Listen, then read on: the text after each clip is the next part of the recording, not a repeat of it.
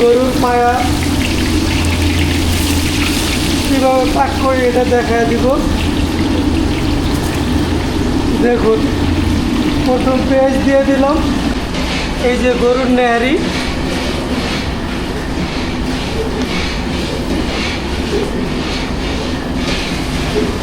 সম্পূর্ণ ভিডিও দেখবেন, তাহলে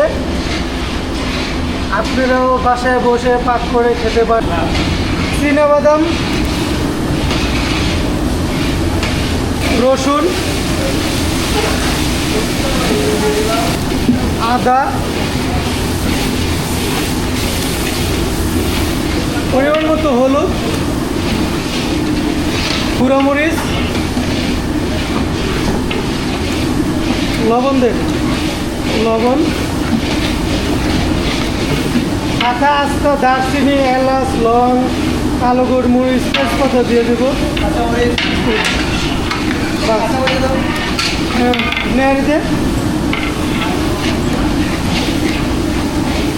গরুর যেটা শক্ত অংশ এটা আগে দিয়ে দিব, বাকিটা পরে দিব যাতে না গলে যায়।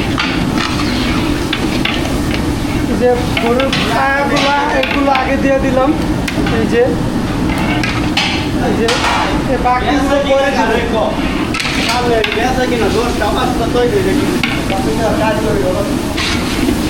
মশলাটা এখন ভালো করে কষায় নিব, যতক্ষণ পর্যন্ত তেলটা না বাইর হবে ততক্ষণ এটাকে ভুনবো। গ্যাস কষানোর পরে তেলটা বের হয়ে আসছে, এখন রুটি দিব, পাওয়া রুটি। এই যে এখন এটা গাঢ় হওয়ার জন্য বিস্কিটের গুঁড়ো, আপনারা ময়দা দিতে পারেন হালকা গাঢ় হওয়ার জন্য। নেয়ারিটা যে গাঢ় পড়ে এটার জন্যই।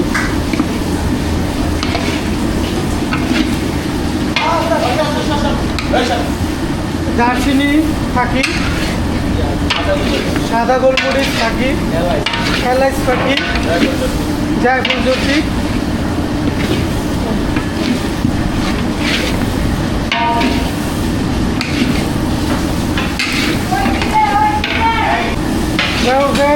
বাকিটা ওই নেয়ারি দিয়ে দিতেছি। এটা মানে আগে সিদ্ধ হয়ে যায়, এই জন্য পরে দিলাম। পানি দিয়ে দিব, খুব শর্ট করে নেয়ারিটা হয়ে যাবে।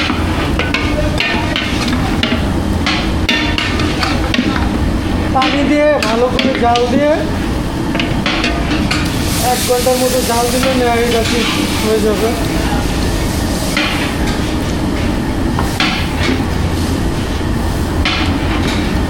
কুরবানির জন্য আপনারা গরু কুরবানি দিবেন, কুরবানির পায়ে আপনারা এভাবে তৈরি করে বাসায় বসে পাক করে খেতে পারবেন।